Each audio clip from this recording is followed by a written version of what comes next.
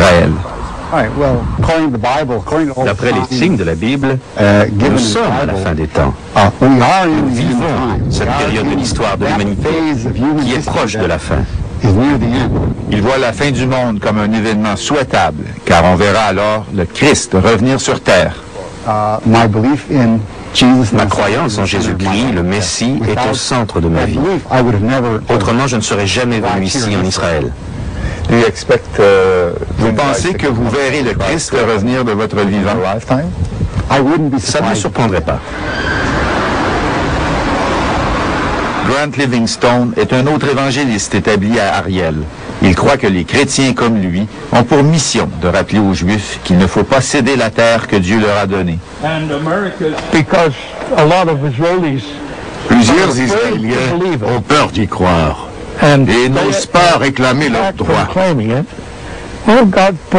Alors, Dieu a fait en sorte que des millions de chrétiens qui lisent la Bible y croient et parlent dans leur nom. In the possession of speaking up for them. Hey, cette terre est votre terre. They can call it ils peuvent dire qu'elle est arabe s'ils le veulent, mais ils peuvent toujours rêver. Broadcasting from Ariel. Grant Livingstone diffuse la bonne nouvelle dans une émission de radio sur Internet.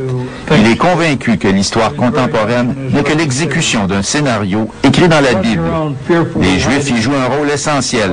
Par exemple, leur retour en Israël après 2000 ans d'exil serait un événement précurseur de la venue prochaine du Christ. Nous pensons que Dieu est en train de préparer le retour du Seigneur sur terre. Israël serait l'horloge divine. Son histoire nous indique où nous en sommes dans les prophéties de la Bible. La Bible est à bien des égards un recueil de prophéties, c'est-à-dire de visions annonciatrices de l'avenir. Un des prophètes préférés des évangélistes est Ézéchiel, par qui Dieu a annoncé le retour des Juifs en Israël. Israélites, je vous retirerai du milieu des peuples où vous êtes allés. Je vous rassemblerai et vous ramènerai dans votre patrie. Là, je vous réunirai et vous formerez un seul peuple sur les montagnes d'Israël. En 1948, les fondamentalistes ont été galvanisés. La création de l'État d'Israël confirmait cette prévision. La prise de Jérusalem par les Israéliens lors de la guerre des 6 jours de 1967 et l'occupation des anciens royaumes bibliques de Judée et de Samarie ont été vues comme une autre étape de la réalisation de ce plan divin. Même la défaite humiliante des pays arabes avait été annoncée. Moi, le Seigneur Dieu, je promets solennellement que ces nations qui vous environnent seront humiliées à leur tour. À ce moment-là, sur les montagnes d'Israël, les arbres se couvriront de feuilles et porteront des fruits pour vous, Israélites, mon peuple.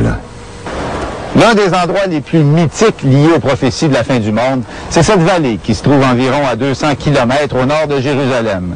C'est la vallée d'Armageddon. C'est ici que doit avoir lieu la bataille finale entre les forces du bien et celles de l'Antéchrist. Après un bain de sang indescriptible, Dieu interviendrait dans la bataille pour écraser les forces du mal. Cette victoire permettrait enfin le retour du Christ sur terre. Les romans et les films apocalyptiques sont aujourd'hui des best-sellers. Le christianisme évangélique est un courant qui fait des adeptes à travers le monde. Les chrétiens évangéliques ont obtenu un statut diplomatique du gouvernement israélien et ont même ouvert une ambassade à Jérusalem. En octobre, pendant la fête juive des tabernacles, la fête de Sukkot, l'ambassade a réuni plus de 5000 évangélistes en congrès à Jérusalem. Ils ont fait fi de la menace terroriste. C'est important d'être ici, parce que, comme vous le savez, personne ne vient ici. Le fait que les chrétiens évangéliques soient venus est un phénomène que même le Premier ministre a qualifié d'étonnant. Le monde entier a peur de venir ici. Mais ces chrétiens disent, nous n'avons pas peur. Nous allons venir en Israël et nous allons nous montrer. Good evening, everybody, and it's just wonderful to welcome you all to this wonderful gathering of the Feast of Tabernacles 2003.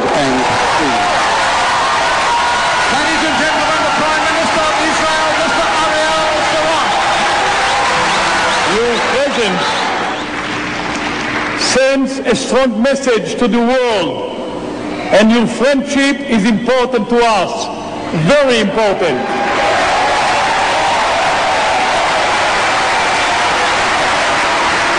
Ariel Sharon et les dirigeants de son parti, le Likoud, ont forgé une véritable alliance avec les chrétiens évangéliques. We are fulfilling the biblical prophecy of the ingathering. Et ce public brûle de se faire dire par le premier ministre lui-même que c'est la Bible qui parle à travers l'État hébreu. We are fulfilling the biblical prophecy of the ingathering of Jews to their ancestral homeland.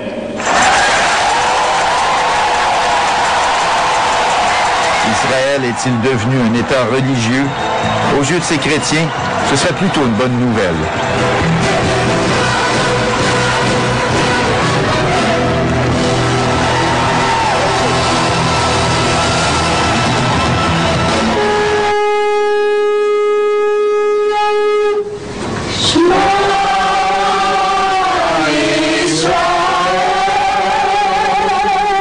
Pendant la fête des tabernacles, des chrétiens évangélistes de partout ont envahi les autels de Jérusalem.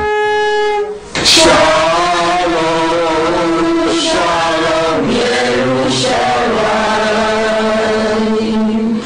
Ces Chinois de Singapour chantent en hébreu et soufflent dans le chauffard, la corne de bélier de la tradition hébraïque.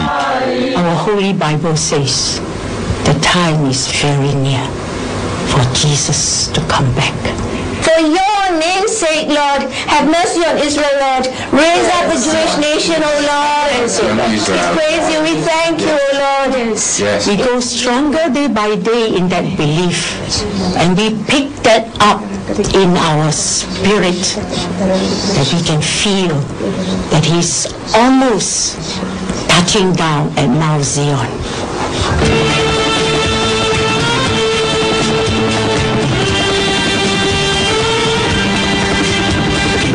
Le mont du Temple, c'est ici que tout doit arriver. La venue du Messie pour les Juifs et le retour du Christ pour les chrétiens. C'est le lieu où, croit-on, Abraham voulut sacrifier son fils à Dieu.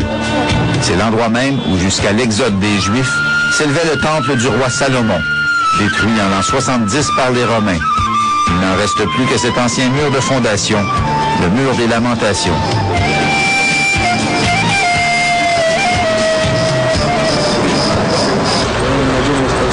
Cette maquette du temple qui se dresse au cœur de l'antique cité de Jérusalem symbolise un rêve. Pour les fondamentalistes, sa reconstruction est l'ultime condition à la venue du Sauveur. C'est ce que Dieu aurait lui-même exigé. Les autres nations sauront que je suis le Seigneur et que j'ai consacré Israël à mon service lorsque mon temple sera construit pour toujours au milieu de vous.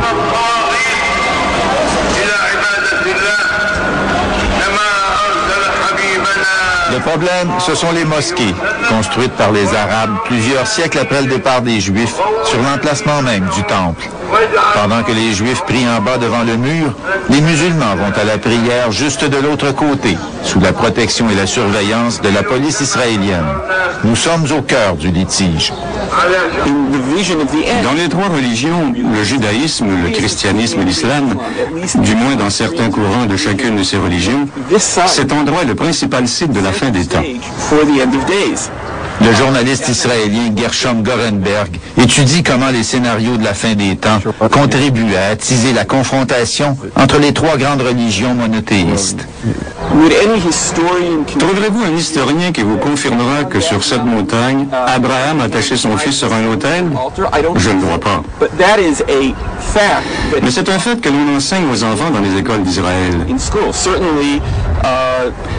En même temps, y a-t-il un historien qui vous confirmerait que Mahomet est venu sur cette montagne vers la fin de sa vie et est monté au ciel pour parler à Dieu? Vous ne trouverez ça dans aucun manuel d'histoire. Mais le fait est que cette histoire existe et qu'elle influence des centaines de